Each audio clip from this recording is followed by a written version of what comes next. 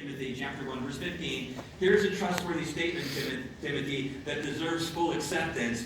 Jesus Christ came into this world to save sinners, who I'm the worst.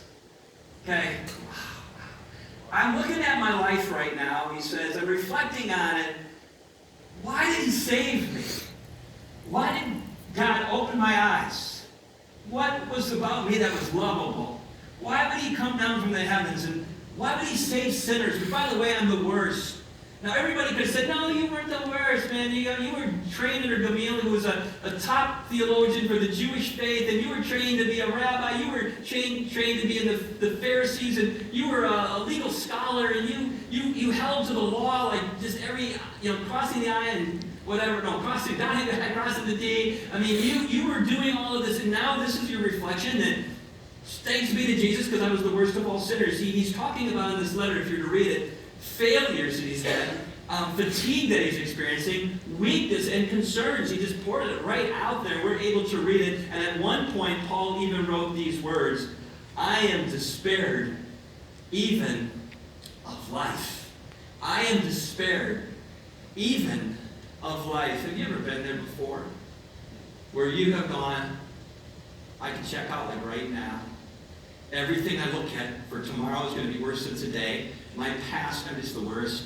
And pretty soon it's like, I'm chained, maybe not to a Roman, guard, but I'm chained in my own thinking. I'm chained with my own marriage. I'm chained in my own addictions. And I'm chained. My prayers don't get past the roof. And you just feel like you're running out of oxygen, and you're just like, and that's just what Paul's saying. Timothy, I'm going to let you know.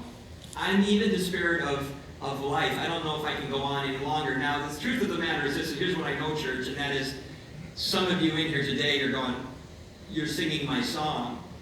You're strumming my pain with your finger, right? Killing me softly. Right now, I'm killing some of you softly with my song, because you go, it's me. This is the weirdest Sunday. It's me you're talking about. I came in here. I tried to sing my best. I tried to put my heart out there. I was trying to get that 18 inches of chance from my head to my heart. But I'm going to be honest with you. My heart's gone. It's like it's gone. And we sang a song earlier about dry bones. I mean, I don't know. Can God take my dead bones and make them alive again? I don't know. But that's you right now. If it's not you, it's somebody sitting next to you. I can guarantee you that. Now, how can I guarantee you that? Don't do it now. But go to the prayer wall after I'm finished and just start reading them.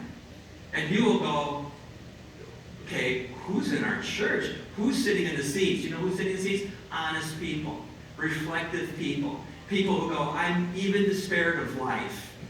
It's sad, I understand it, but how incredibly important it is for the church to go, that you're in the right place, we're going to respond to it. We're going to respond to it. Paul was asking people in this letter, who will respond to me? Who will be the one to bring refreshment to me? Who will be my gauze? Who will lift me up? Who will get me out of this pit? I'm just going to be honest, I'm despaired even of life.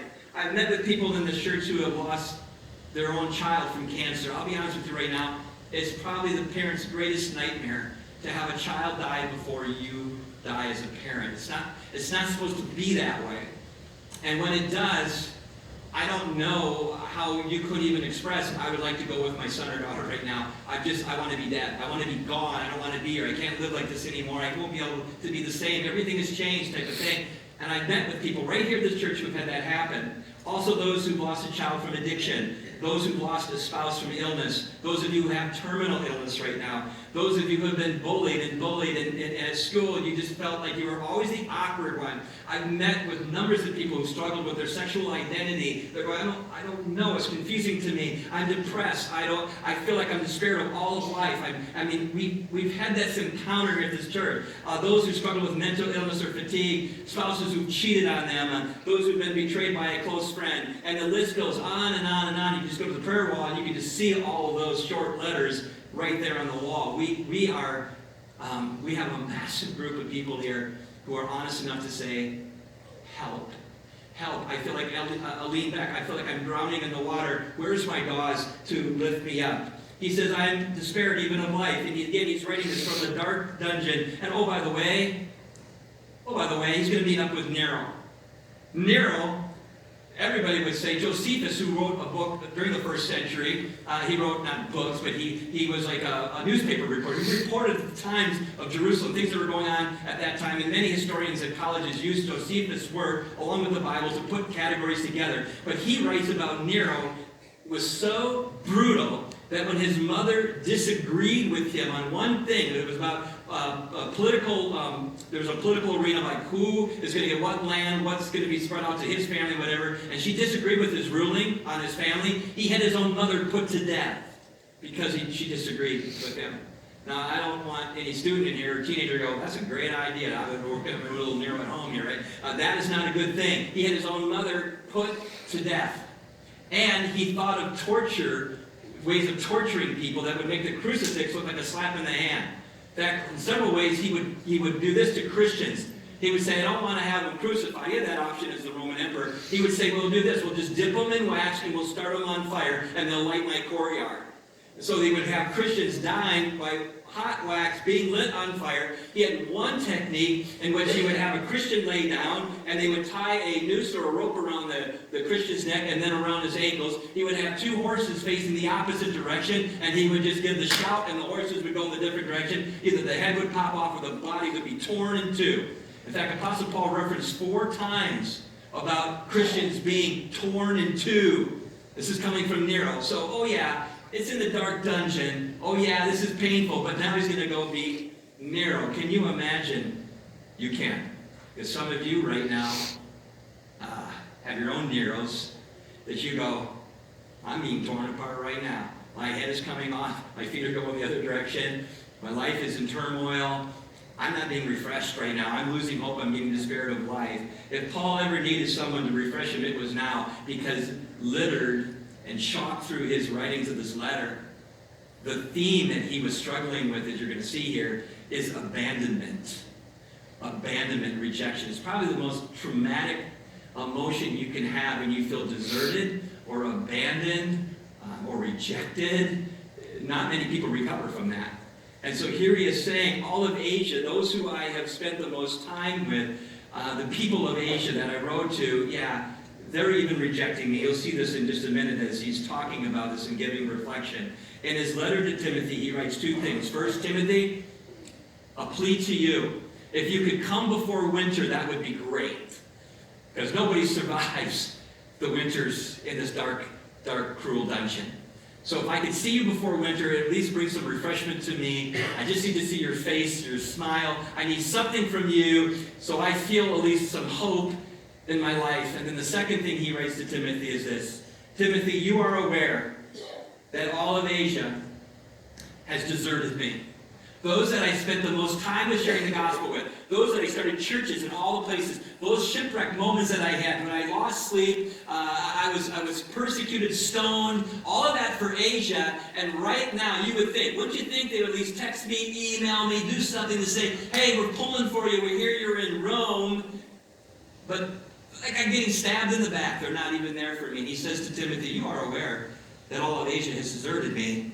I want you to come before winter, because you may be the last person that I see. Let me just say this to you.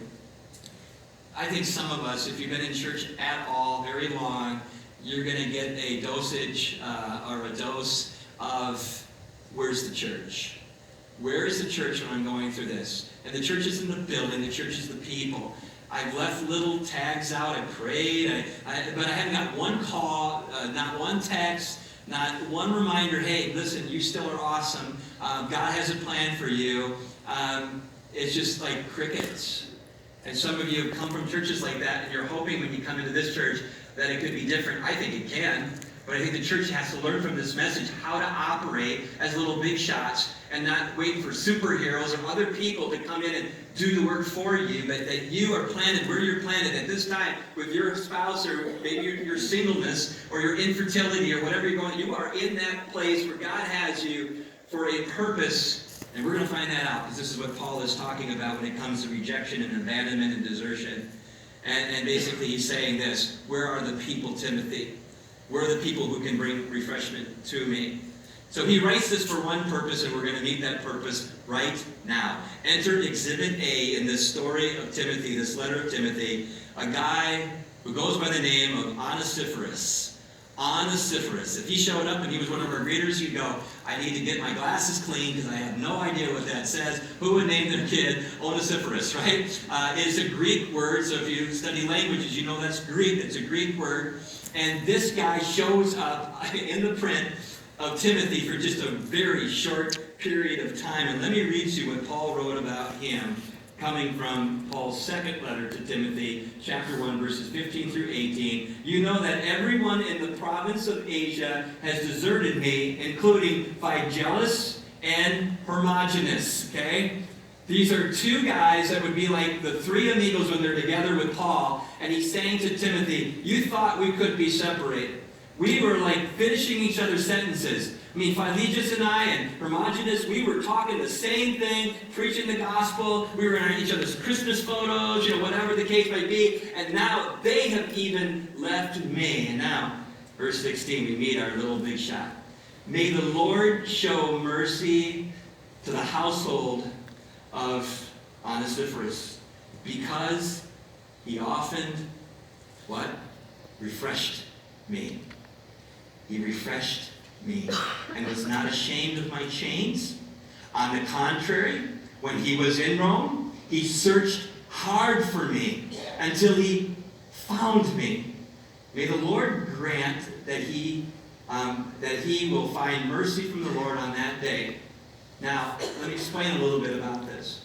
Onesiphorus is a Greek name, came from a Greek family, but it had nothing in common with Saul or Apostle Paul. Paul came out of the Judea movement of teaching, getting trained by Gamaliel, trained as a Pharisee. He would have studied the law. He would have known everything from the Old Testament we have here, and not Onesiphorus. He comes from a Greek family. There's Zeus. He was a pagan home, but somehow they became companions, and he became a follower of Jesus, which wasn't uncommon in that day. I mean, the gospel of the Spirit was being moved, and the Gentiles were coming to faith in record numbers. So he was just one of those that loved Jesus, and he was a companion to Paul. And what I need to inform you of is this, that every theologian that I studied said that as he wrote this letter to Timothy, and he was touching on Onesiphorus, Onesiphorus would have been gone at the time that he wrote this. In other words, Onesiphorus was probably persecuted and executed.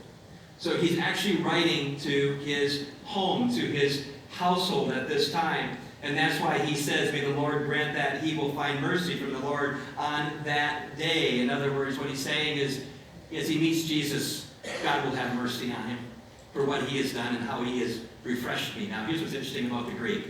The Bible is written really in three languages. Hebrew, Old Testament, a little bit of Aramaic, which is what Jesus was speaking. You'll see some of that on Good Friday or in Easter, and then the rest of it is really in Greek. There may be another language, you can correct me on it, but I think those are the three primary languages. So in the Greek, we have something that is so cool, Hebrew as well, but in the Greek, every name meant something. And Onesiphorus' name, if you were to take the Greek and put it together, means one who refreshes, one who benefits others, always lifting others up. Sound familiar? Always lifting others up. Always saying and thinking, okay, let's roll. Let's do it. And Paul says he did give up, even while I was in the grasp of the Roman prison, and I was in the darkest hour of my life, in the dungeon, to the depth of the spirit of life, chained as I'm writing to a prisoner. They were moving me from one cell to another cell to another cell until I'm going to come face to face with Nero. And he kept coming, and he kept looking, and he would say, he's not in this cell, he's not in this cell, he's not in this cell. I'm going to find him because he's my companion, he's my friend. I am one who refreshes. I'm the one who benefits others. I got to get to him. And Paul basically says, Timothy, will you do me a big favor? Would you tell his spouse? Would you tell his grandchildren? Will you tell his kids? He was amazing. He never left my side. He always refreshed me. He always benefited me. When I was in the spirit of life, I want you to tell, in my reflections on the end of my life, Timothy, his family, it meant everything to me. Now, the word refresh means to cool off, to blow on. Did you know that? So the word refresh is to cool off or to blow on. Now, as I was looking at it this week, I thought of my mom and dad right away. My mom and dad always, I don't remember a time when I was injured, unlike my wife would talk about her mom and her dad, when her and her sibling grew up, her sister, they lived out on the farm and they get something scratched on them, and they were like, just, you're farmer kids, go and bandage yourself up. You got the flu, just go and throw up and let us know when you're, I didn't come from that family. I came from a family where there was a cut, my mom goes, what happened to you?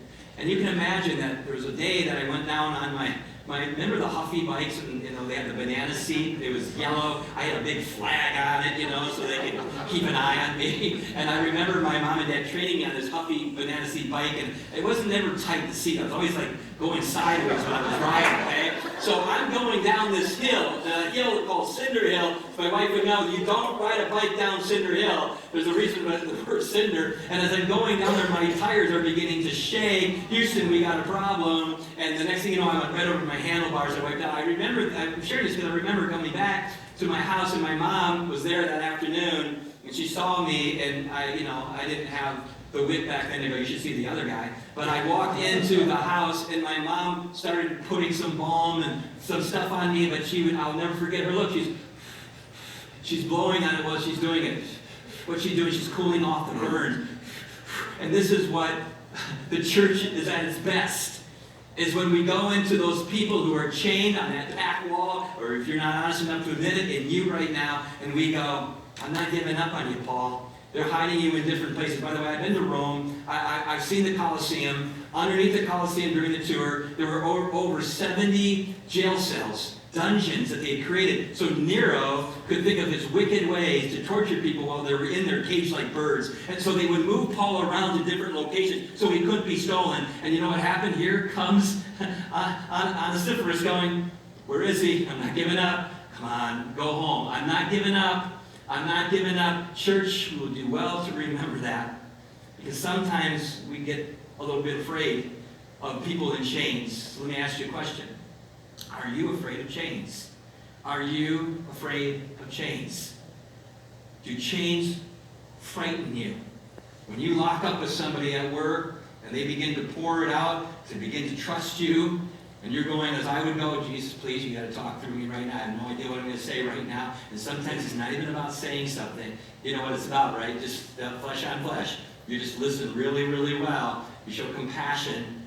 Sometimes it's not even talking. It's just being there. But sometimes change can frighten us. Sometimes we wonder in our schedule if we'll be able to be there within the long haul, because we got other things that are going on that are perhaps more important. And so I understand that the church can sometimes shy away from a message like this, but the person sitting right next to us, we might be married to, and we might instead go, well, wait a minute. You dug your own hole. You're sleeping in your own bed. I told you not to be such a preacher, Paul. I knew it would get you in trouble. If you would have compromised the message a little bit and maybe made it more user-friendly, you wouldn't be seeing Nero. So you dug your own bed. I can't do anything for you.